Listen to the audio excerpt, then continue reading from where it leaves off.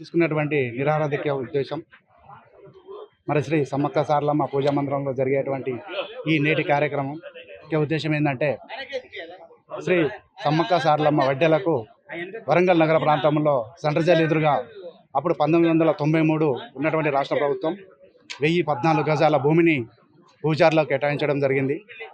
గత 30 సంవత్సరాల నుండిగా దాన్ని కాపాడుకుంటూ వస్తున్నాం. గత సంవత్సరం 2 సంవత్సరాల క్రితం 3 కోట్లతోటి భవన నిర్మాణం జరిగింది. మరి మేడారం దేవస్థానం నుండి ₹1 కోటి, అలాగే భద్రకాళి దేవస్థానం నుండి ₹1 కోటి, తర్వాత రామలింగ సొసైటీ మడికొండ నుండి ₹1 కోటి, 3 కోట్లతోటి 5 అంతస్తుల భవన నిర్మాణం జరిగింది. మరి ఆ భవనంలో స్థానికంగా ఉన్నటువంటి భద్రకాళి దేవస్థానం యొక్క పూజారులు వేద పాఠశాల అని పేరు పెట్టి మరి 18 మంది విద్యార్థులతోటి ఆ భవనాన్ని అక్రమంగా సొంతం చేసుకుని కుట్ర జరుగుతుంది. అది మేడార పూజారులకు కేటాయించినటువంటి ఆ భవనం, ఆ భూమి మరి స్థానికంగా ఉన్నటువంటి భద్రకాళి అక్రమంగా రవాణాకు గురి చేయాలనే ఉద్దేశంతో వేద పాఠశాల పెట్టడం జరిగింది. ఇప్పుడు ఉన్నటువంటి ఆ 18 మంది విద్యార్థులు జరిగేటువంటి వేద పాఠశాలను తొందరగా వీలైనంత వరకు అక్కడి నుండి రద్దు చేయాలని మా యొక్క పూజారుల యొక్క డిమాండు. అలాగే మా భూమి, మాకు కేటాయించినటువంటి భూమి, మా భవనం మాకు రావాల్సిందిగా ఈ ప్రభుత్వాన్ని డిమాండ్ చేస్తున్నాం. అలాగే శ్రీ సమ్మక్క సారలమ్మ ధార్మిక భవనంగా నామకరణం చేయాలని మా పూజారుల తరఫున కోరడం జరుగుతుంది. మరి నేటి కార్యక్రమానికి స్థానిక వ్యాపారస్తులు, పూజారులు, మీడియా, సంఘాలు అన్నీ సహకరించాల్సిందిగా కోరుచున్నారు.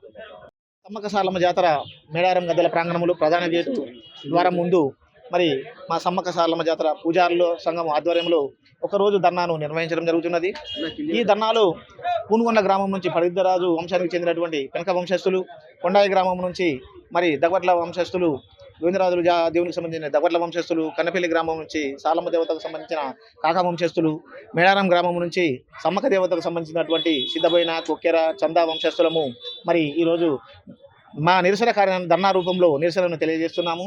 ఈ నిరసనకు ముఖ్య కారణము మరి మీడియా పరంగా ఈ మధ్య మీకు అందరికీ తెలిసినటువంటి విషయమే. 1993 సంవత్సరంలో అప్పటి మత్స్యశాఖ మంత్రి అయినటువంటి కోరిక జగన్నాయక్ గారు మా పూజార్ల సంఘం అభ్యర్థన మేరకు మరి వరంగల్ జైలు, సెంట్రల్ జైలుకి ఎదురుగా మరి మా ఉమ్మడి వరంగల్ జిల్లా పరిధిలో దేవస్థానం హుండీల లెక్కింపు కానీ, పూజారుల అతిథి గృహాలకు కానీ, కార్యాలయాల కోసము మరి 1014 గజాల స్థలాన్ని కేటాయించడం జరిగింది. ఆ స్థలములో మరి నిధుల లేమితో ఉన్నటువంటి మా జాతర మరి కార్యాలయంను నిర్మించుకోలేకపోయింది.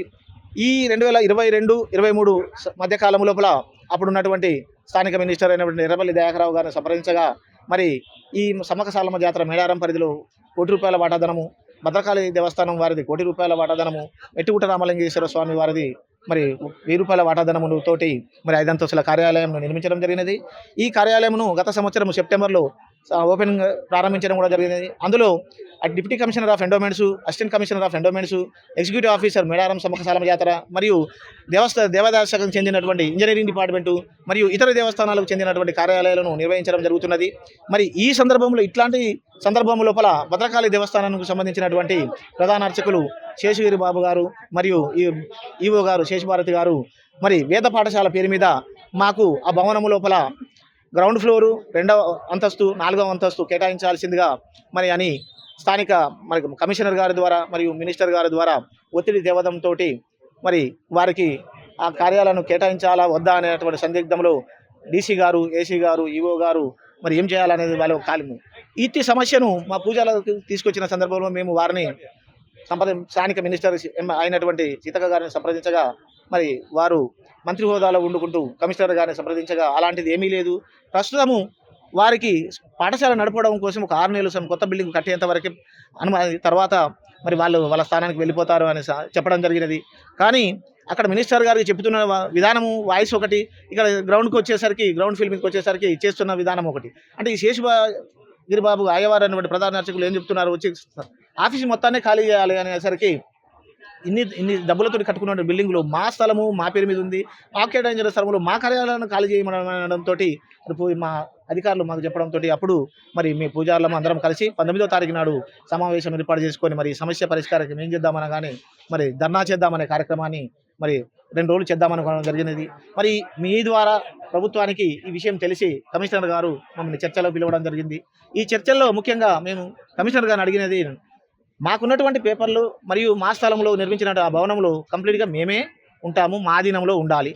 దానికి నమ్మకం కలగడానికి కోసము మీరు మా భవనానికి ధార్మిక భవనాన్ని కాకుండా సమ్మక్క సారలమ్మ జాతర మేడారం ధార్మిక భవన్గా పేరు మార్చండి, మరియు అది ఈఓ గారి పరిధిలోకి తెస్తున్నట్టు ఉత్తర్వులు ఇవ్వండి అని ప్రధానంగా కోరడం జరిగినది. దానికి కమిషనర్ గారు నేను ఆ పేపర్లు చూసిన తర్వాతనే మరి నేను పేరు మారుస్తాను అనడం జరిగింది. ఈ లోపల నేను అమెరికా వెళ్ళి కొంత టైం తీసుకుని వస్తాను, ఆ లోపల పేపర్లన్నీ చూసిన తర్వాత పెడతాను సార్. అది మాకు నమ్మకం కుదరట్లేదు. ఎందుకనగా వరంగల్లో నగరంలో జరుగుతున్నటువంటి భూమాఫియా అనేది దీనికి ముఖ్యంగా మేము భయపడేటువంటి అంశము. ఎందుకంటే ఈ అర్చకులు ఎవరైతే ఉన్నారో వారు మరియు ఆ శేషభారతి గారు చేసేటువంటి ఈ లాబింగ్ ద్వారా అంటే ఇంతకుముందు జరుగుతున్నటువంటి సందర్భాలను బట్టి మేము మాకు నమ్మకమే సార్. మీరు పేరు మార్చండి లేదా ఉత్తర్వులు ఇచ్చి మాకు ఆధీనమనే చేయండి అని అంటే నేను అది చూసిన తర్వాత అక్కడ ఉన్నటువంటి అడిషనల్ కమిషనర్ గారు కూడా చెప్పడం జరిగింది. సార్ అది వాస్తవం వారు చెప్తున్నది. అప్పుడు జీవో కూడా ఇష్యూ అయింది. ఆ జీవో ద్వారా అందులో ఉన్న రెఫరెన్స్లో కలెక్టర్ గారు సంప్రదింపులు చేసిన అంటే ఉత్తర ప్రత్యుత్తరాల ద్వారా చేసినటువంటి లేఖలకు సంబంధించిన మరి ప్రొసీడింగ్ నెంబర్స్ కూడా అందులో ఉన్నాయి సార్. అది వాస్తవమే సార్ అనడంతో ఆ పేపర్స్ నా టేబుల్ మీద పెట్టండి అనడం జరిగింది. సార్ మీరు అది పేపర్స్ చూసి మార్చేసరికి టైము కాలాతీతం అవుతుంది కాబట్టి మాకు ఖచ్చితంగా నమ్మకం లేదు సార్. ఇక్కడికి పూజారులు అందరం రాలేదు కాబట్టి పురుస్తాలు రాలేదు. మేము మళ్ళీ మేడారం వెళ్ళిన తర్వాత ప్రస్తుతానికైతే మీకు విరమించుకున్నట్టు చెప్పుకున్నప్పటికీ పూర్తి నిర్ణయం అని అక్కడ మీటింగ్ మరి తదుపరి సమావేశం ఏర్పాటు చేసుకొని వెల్లడిస్తామని చెప్పడం జరిగింది.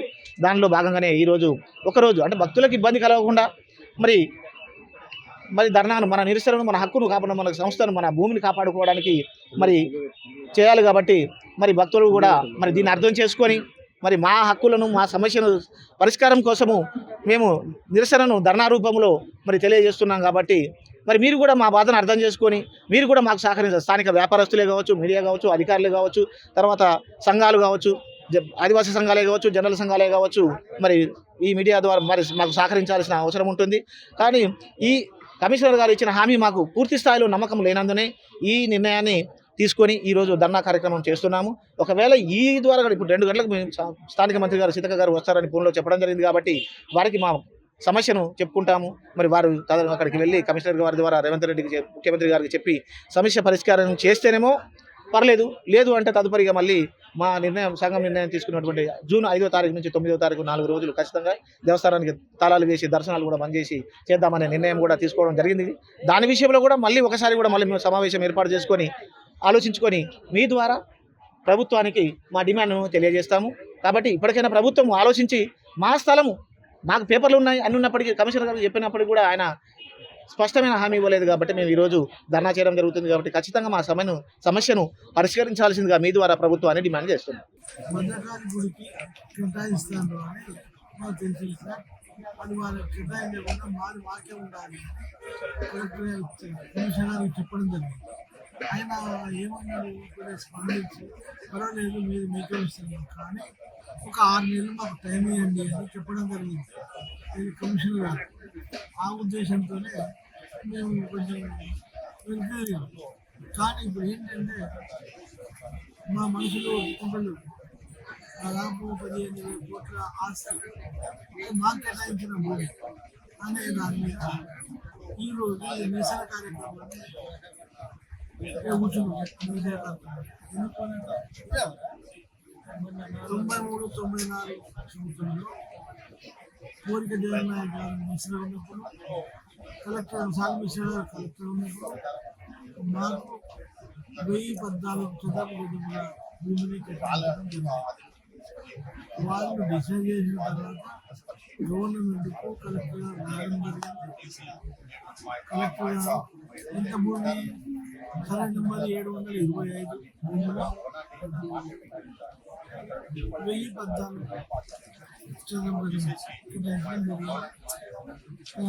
గవర్నమెంట్కు రావడం జరిగింది.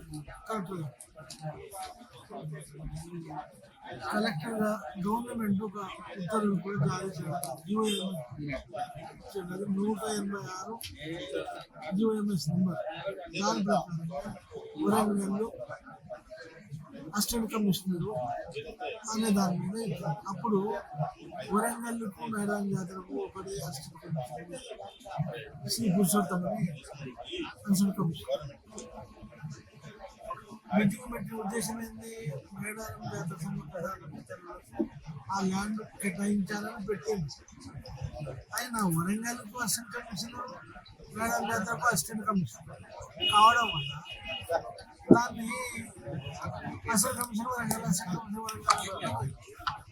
కానీ 30 సంవత్సరాలుగా మేము దాన్ని కాపాడుకుంటూ బాండ్ వేసుకున్నాము, బోర్డు పెట్టుకున్నాము, కాపాడుకుంటూ వస్తున్నాము. ఇప్పుడు 30 సంవత్సరాలకు బిల్డింగ్ కట్టిన తర్వాత అది